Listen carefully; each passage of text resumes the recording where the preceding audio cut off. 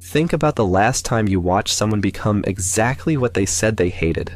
Maybe it was a friend who spent years complaining about fake people, only to become the most image-obsessed person you know.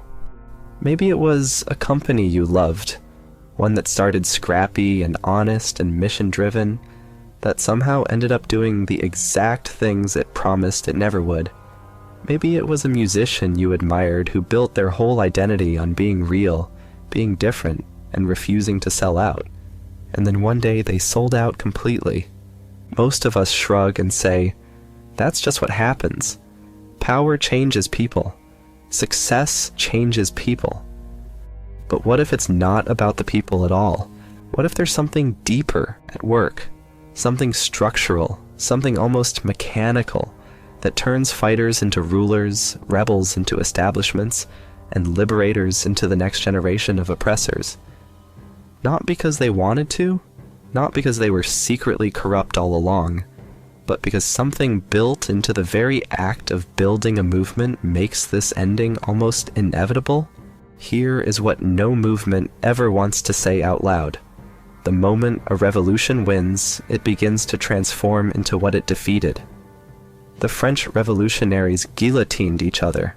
The Bolsheviks built gulags. The tech companies that swore they'd change the world became the world they promised to change. The pattern is so consistent, so precise, and so historically relentless that the real question isn't whether it happens. The real question is why, and whether anyone, anywhere, has ever truly found a way out. That is what this video is about. Every revolution begins with a wound. Someone looks at the world around them and says, "This is wrong, this is unjust, and it doesn't have to be this way." That sentence, in its 1,000 different forms across thousands of years, is the seed of every uprising, every protest, every revolution in recorded history. The French Revolution began because ordinary people were starving, while an aristocracy lived in gold-encrusted luxury. The Bolshevik Revolution began because factory workers were dying in conditions that would horrify us today. The Cuban Revolution began because Batista's regime was drenched in corruption and brutality. Even the so-called revolutions of the early internet age followed the same emotional script. The old system is broken, bloated, and rotten, and we are here to change everything. And in those early days, the feeling is electric. There is a reason revolutions are described in almost romantic terms. There is camaraderie, sacrifice, purpose, and an overwhelming sense of meaning. People fighting feel connected to something larger than themselves, bound together by what they want, but even more powerfully by what they hate. Shared enemies create some of the strongest social bonds human beings are capable of feeling. The French sociologist Émile Durkheim had a name for that feeling. He called it collective effervescence. It's a technical term for something you've almost certainly experienced yourself. That near electric sense of unity when you're part of a crowd moving towards something together. You feel it at a concert when 10,000 people sing the same words at the same time. You feel it at a protest, at a rally, at a moment of shared grief or shared outrage. It makes people feel invincible. It makes the cause feel inevitable. But here's what Durkheim also understood. Collective effervescence is, by definition, temporary. It belongs to the moment of uprising. It has never survived the morning after. So what happens the morning after? What happens when you actually win? France, 1789. The Bastille has fallen. The monarchy is shaking. The streets belong to the people. And for one extraordinary moment, it genuinely feels like the birth of a new world. Liberty, equality, fraternity. These aren't just words anymore. They feel like a contract with the future. 5 years later, Maximilien Robespierre, one of the revolution's most passionate voices, is running the Committee of Public Safety, an institution that sent thousands of people to the guillotine. The revolutionary courts are as arbitrary and merciless as any royal court that ever existed. Neighbors are reporting neighbors. An accusation is nearly a death sentence. The machinery of oppression has been rebuilt, bolt by bolt, by the very hands that tore the old one down. Robespierre himself was eventually sent to the guillotine by his own comrades. And then Napoleon rose from the wreckage and built an empire more centralized and authoritarian than the monarchy the revolution replaced. You could write France off as an exception, but then Russia, 1917. The Bolsheviks seize power in the name of the working class. Within a decade, a new bureaucratic ruling class has replaced the old czarist aristocracy. Within 2 decades, Stalin is running a state that murders millions of its own citizens, including many of the original revolutionaries in labor camps and show trials.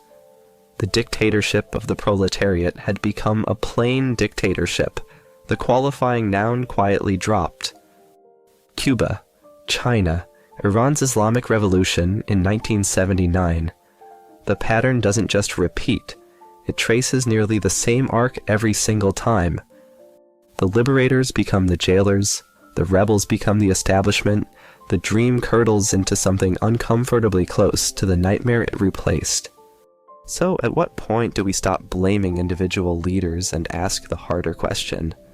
Is there something inside revolution itself, inside the very structure of how humans organize to fight power, that makes this ending almost inevitable?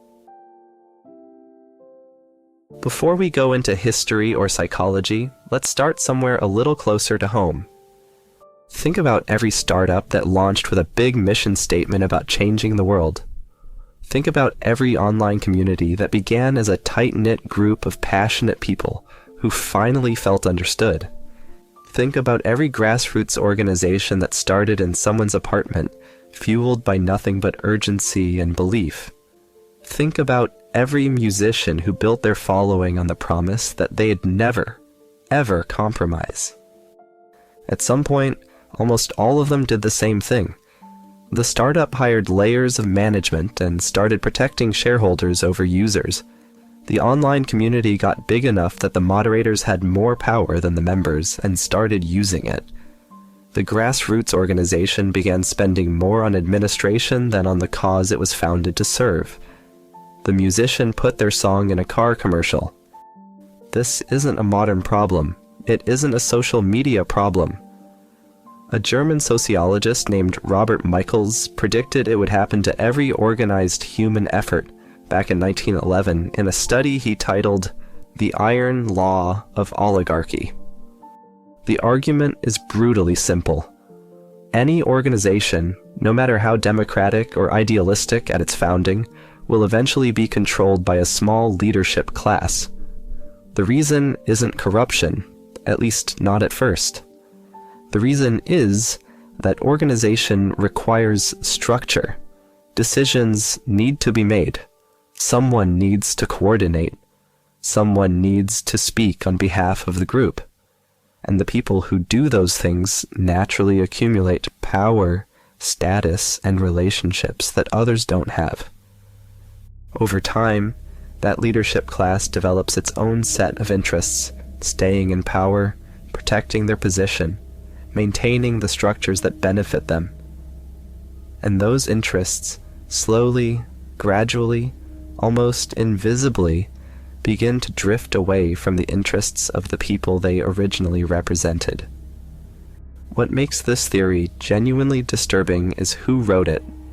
Michels wasn't a cynical conservative trying to tear down idealism. He was a committed socialist, studying socialist parties from the inside, alarmed by what he was finding in his own political home. He couldn't escape his own conclusion. By the end of his life, exhausted and disillusioned, he joined Mussolini's Italian fascist party, apparently deciding that if hierarchy was unavoidable, at least someone should be honest about it. It is one of the saddest intellectual endings in modern history. Look around today. The Iron Law is playing out in activist movements, political parties, NGOs, tech companies, and creator spaces across the full spectrum of society. The scrappy outsider becomes the insulated insider. The disruptor becomes the institution. The movement hires a communications department and starts speaking in the careful, bloodless language of the very establishment it was formed to fight. This is what power does. It doesn't just change people. It reshapes the entire environment around them, the incentives, the relationships, the daily pressures, until the original mission starts to feel like a memory from someone else's life. Let's go deeper, past history and sociology, and into something even more uncomfortable. What power actually does to the human brain. There's a well-documented phenomenon in social psychology called in-group favoritism. Once a group forms an identity, any identity, its members begin unconsciously favoring other group members and viewing outsiders with suspicion. This isn't a character flaw. It's closer to a cognitive reflex, something wired into us over thousands of years of tribal survival. Your brain doesn't ask whether it's appropriate, it just runs.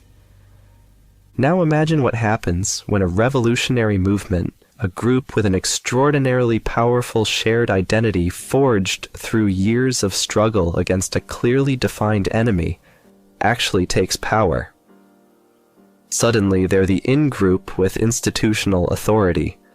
The people who were yesterday's establishment become the dangerous out-group. And the psychological permission to treat outsiders differently has now been combined with real coercive state power. In 1971, a psychologist named Philip Zimbardo ran what became one of the most disturbing experiments in the history of psychology.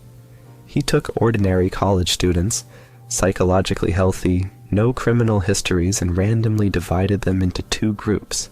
Half were told they were prisoners, half were told they were guards. The setting was a simulated jail in a basement corridor at Stanford. The plan was 2 weeks. It didn't make it a week. Within days, the students assigned as guards had started psychologically tormenting the prisoners. They invented punishments, denied basic dignity, and used their role as permission for cruelty that nobody had instructed them to perform. Students assigned as prisoners were showing signs of genuine emotional breakdown, but the detail most people miss is what happened to Zimbardo himself. He was supposed to be the neutral researcher observing from the outside. Instead, he became so absorbed in his self-assigned role as prison superintendent that he watched the abuse unfold and didn't stop it. It took a colleague walking in, horrified and confronting him directly to finally shut the experiment down. The research has faced valid methodological criticism over the years, and its findings shouldn't be treated as hard scientific law. But its core observation holds. Ordinary people, placed in roles of unchecked authority over people they've been primed to see as a threat, start behaving in ways their previous selves wouldn't recognize. The role rewrites the person. Revolutionary governments aren't built by monsters who faked their ideals. They're often built by genuine true believers who never imagined what holding power would do to their perception of dissent, their tolerance for criticism, or their understanding of who the enemy actually is. The revolution corrupts its leaders gradually, structurally, through the quiet logic of the roles they occupy every single day. We've looked at history, we've looked at psychology, but now comes the part that most analysis skips, the part that explains not just why this happens, but why it keeps happening to genuinely good people with genuinely good intentions. One of the most persistent and seductive myths about change is that the problem was always the specific people in charge. Remove the king, the dictator, the colonial governor, the corrupt executive, and things get better. It's a satisfying idea because it's clean. One villain, one solution. History returns the same verdict over and over. The problem runs deeper.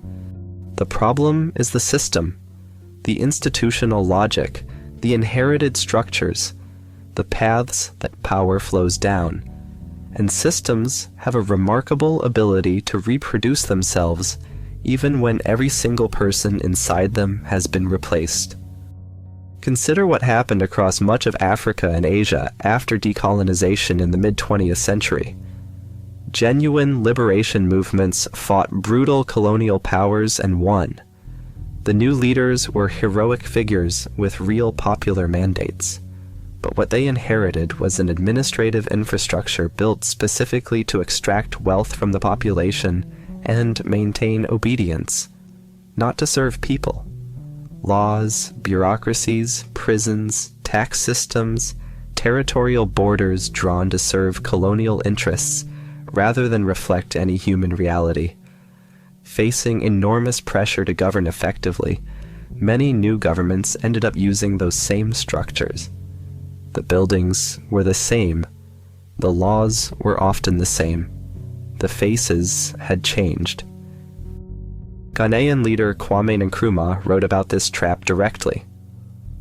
The Algerian-French philosopher Frantz Fanon mapped it with devastating precision in The Wretched of the Earth, arguing that unless a revolution dismantled the colonial machine rather than simply occupied it, the new ruling class would reproduce the same patterns with different faces at the top. The infrastructure of control doesn't evaporate when new people take the wheel. It waits. Because it was never just about the people. It was about the roads power flows down. And those roads were built long before anyone arrived to drive them. There is something else that happens inside revolutions, quieter than the violence and slower than the institutional drift, but in the long run perhaps more fatal than either. It's the moment the idea stops being a question and becomes an answer. In the beginning, revolutionary ideas are alive. They're messy, contested, and being revised by people in daily contact with the injustice they're fighting. Different factions argue, leaders get challenged. The ideology sharpens itself against reality. Once the revolution wins, the ideas get institutionalized. Written into constitutions, taught in schools, broadcast on state media. And something strange happens to ideas when they become official. They stop being tools for understanding the world and start being tools for protecting whoever controls the world. Take organized religion as an example. Whatever your personal relationship to it, most major religions began as radical challenges to existing power structures. Early Christianity was the faith of slaves and outcasts, considered so threatening that the Roman Empire executed its founder. Early Islam spread primarily among the poor and marginalized, directly challenging the merchant aristocracy of Mecca. Fast forward a few centuries. Both had become the official religion of empires, invoked to justify wars, silence heretics, and consecrate the rule of kings. The texts that once preached liberation were now wielded by exactly the kind of power they had originally confronted. The beliefs hadn't changed. The institution had captured them. This is what happens to every revolutionary ideology given enough time and institutional support. Soviet Marxism by the 1950s bore almost no resemblance to the living, contentious intellectual tradition Marx himself came from. It had become a catechism, a list of approved answers where questioning the answers meant threatening the state. When an idea can no longer be challenged from within, it has stopped being a philosophy. It has become a cage. And the people enforcing it are no longer thinkers, they are guards. The revolution dies at exactly that moment, not on a battlefield, but the day it decides that questioning itself is an act of betrayal. Every revolution produces a specific kind of tragic figure, the person who helped build the movement and was eventually destroyed by it. Leon Trotsky was one of the chief architects of the Bolshevik Revolution, its greatest military strategist, one of its most brilliant minds. He helped build the Soviet state from nothing. In 1940, he was living in exile in Mexico City when an agent sent by Stalin appeared at his desk with an ice axe. Murdered by the state he built, hunted to the other side of the world by the revolution he helped lead. From exile, Trotsky had watched what the Soviet Union was becoming and written about it with bitter precision. His conclusion was that the revolutionary state had been quietly taken over by a self-serving administrative class that used the language of liberation as cover for its own power. He understood the mechanism in detail. He'd participated in creating it. He just couldn't stop it from eventually consuming him. Rosa Luxemburg spent her entire life fighting for workers' rights and genuine democratic socialism. In January 1919, she was captured on the streets of Berlin, beaten, shot, and her body thrown into a canal. She was killed by right-wing paramilitary soldiers acting with the tacit blessing of Germany's social democratic government, a government that claimed, in that same breath, to represent the workers she had given her life to defend. The bitter edge to her death is that Luxemburg had spent years publicly warning that the Social Democrats were abandoning their own principles. She was murdered by the respectable face of a movement she believed had already lost its soul. This is the final test of whether a revolution has completed its transformation. It starts systematically eliminating the people who keep asking whether it's still living up to its own ideals. The truest believers always become the greatest threat, because they remember what the revolution was supposed to be. Here is what nobody tells you about revolutions. The reason they keep following this arc isn't that leaders are secretly corrupt or that followers are naive. The reason is something far stranger and far harder to fix. The forces that make a revolution possible are the same forces that eventually corrupt it. Think about what it takes to build a movement powerful enough to challenge a system. You need tight organization with decisive leadership at the center. You need a powerful, unified identity built around a clear enemy. You need true believers who treat any compromise as betrayal. You need the movement to function efficiently, which means hierarchy, which means concentrated power in a small number of hands. Those are the tools of victory. But those same tools don't disappear once the enemy is defeated. The hierarchy that won the war now governs the peace. The identity forged against an external enemy now needs new threats to stay coherent. The true believers who treated compromise as treachery are now running institutions that can only survive through compromise. The concentrated power necessary for fighting is now sitting there, available for protecting. Michaels's Iron Law operates like gravity. The in-group psychology kicks in the moment your group reaches the top. The inherited infrastructure of the defeated system is right there, ready to be used. The winning ideology hardens under the weight of its own victory. These forces don't take turns. They operate simultaneously, reinforcing each other, until a movement that genuinely started with a wound and a dream is running the exact kind of operation it was created to oppose. This is why replacing the people was never going to be enough.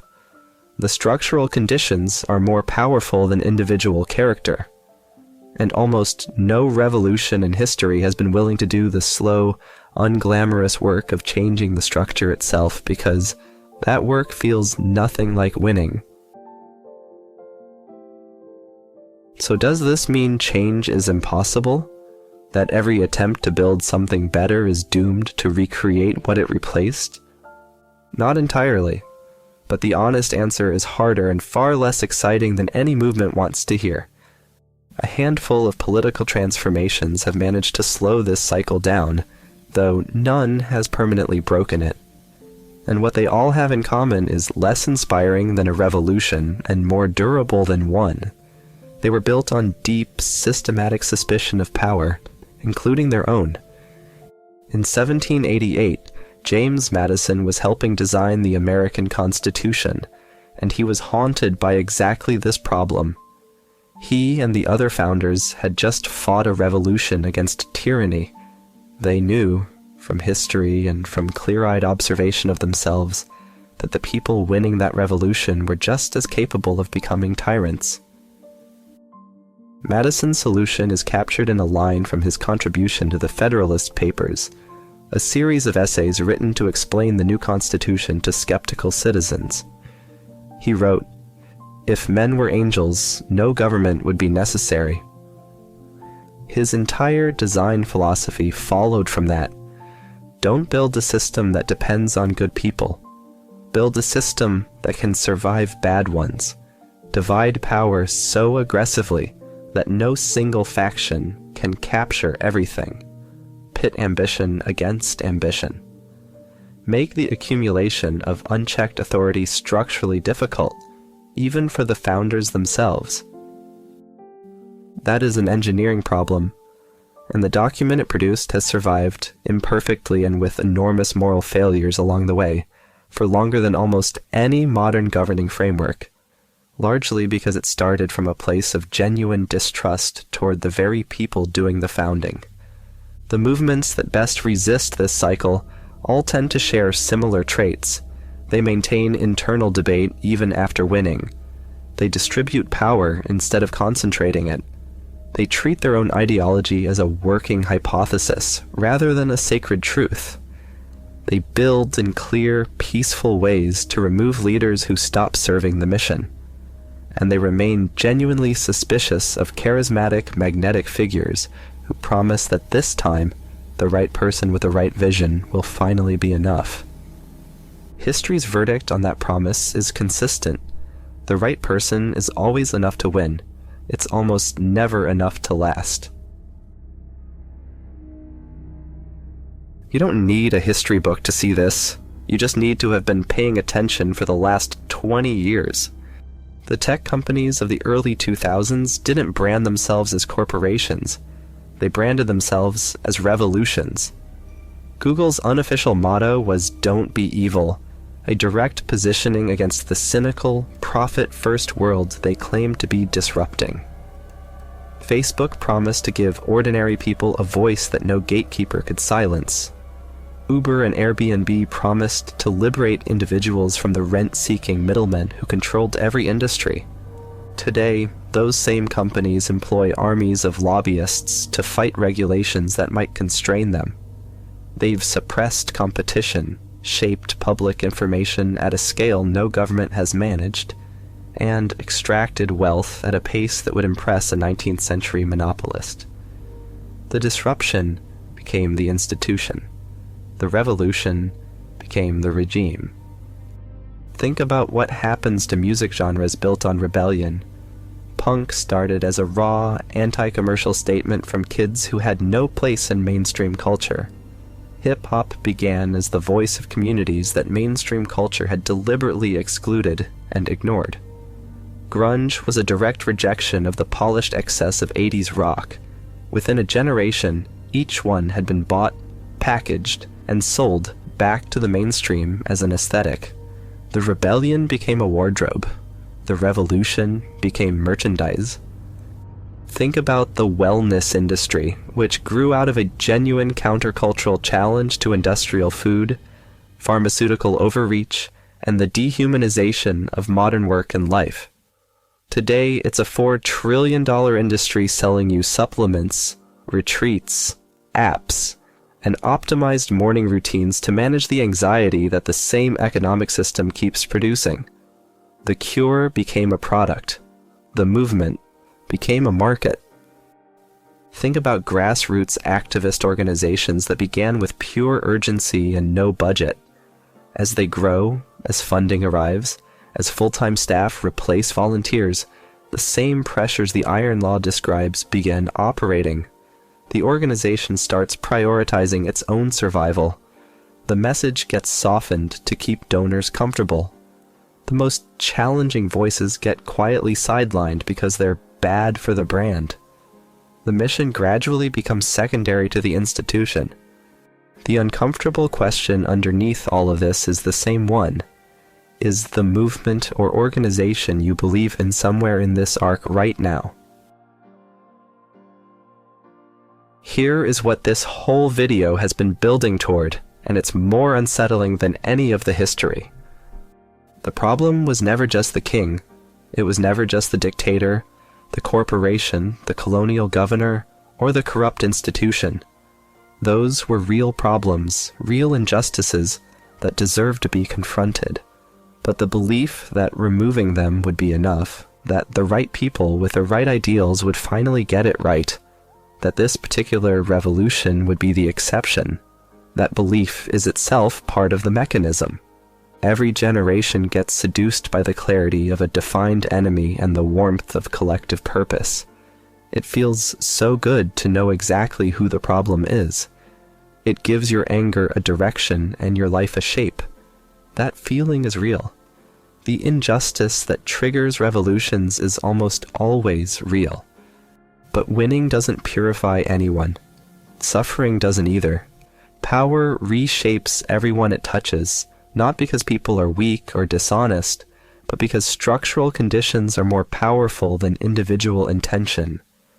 This has been true across every culture, every ideology, every century we have records from. The only thing that has ever slowed this cycle is something dramatically unglamorous. Building systems that assume the worst about everyone who might ever run them, distributing power so aggressively that no group can capture it whole, and maintaining the right to criticize your own side even when, especially when, your own side is winning. That requires a kind of person rarer than any revolutionary hero. Someone willing to be unpopular inside their own movement. Someone who asks, "Are we becoming what we fought against?" and keeps asking even when the question costs them. History has never lacked passionate true believers. What it has always been short of are people clear-eyed enough to hold a mirror up to their own side at the precise moment it is most certain it can do no wrong. That is the hardest thing in any movement. It is also the only thing that has ever produced something worth keeping. Let me leave you with something specific. Think about a movement, an organization, a community, or just a group of people you care about. Something you've supported, argued for, or maybe built something inside of. Now ask yourself honestly, where is it in this arc? Is internal criticism still welcome, or has it started to feel like betrayal? Is the leadership accountable to the people it claims to represent, or has it quietly developed interests of its own? Is the core idea still a living tool for understanding reality, or has it hardened into something that carries social consequences if you question it? Those aren't attacks on the cause. They are the cause. They're the only thing standing between a movement you believe in and its transformation into the thing it swore to destroy. The title of this video makes a sweeping claim. History earns it. The exceptions exist, but they're rare, partial, and bought at the cost of patience and structural humility that almost no movement in the heat of victory wants to hear about. The pattern is structural, psychological, and historical all at once. But understanding a pattern is the first step toward disrupting it. The cycle isn't a verdict, it's a warning. And warnings only help when people are willing to actually hear them. I want to know what you think. Drop a specific example in the comments. A company, a movement, a community, something you've personally watched follow this arc, or something you think has genuinely managed to resist it. That conversation is exactly what this comment section is for. Share this with someone who's in the middle of something they care deeply about. And if you want more essays that try to see underneath the surface of how things actually work, you already know where to find us. See you in the next one.